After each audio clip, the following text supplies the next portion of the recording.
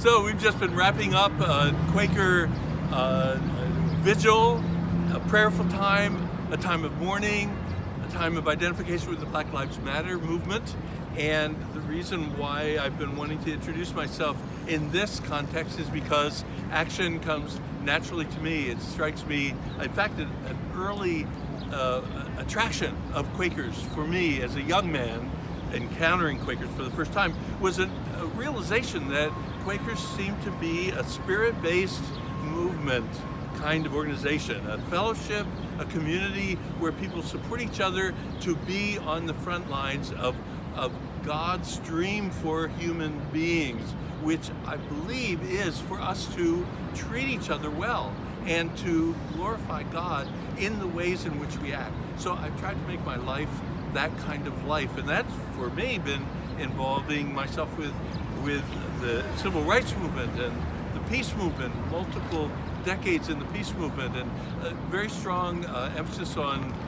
lesbian gay liberation and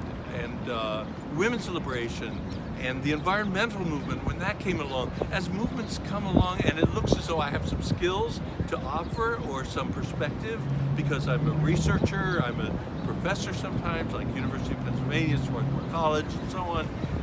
I get to dig in that way. I've also been privileged to have a yen for teaching and an opportunity to learn how to do that. So I found myself training a lot, over 1,500 workshops on 5 continents, one of the things that really stirs me deeply is the idea that people can do movement work starting out with knowing very little and then have a learning curve that really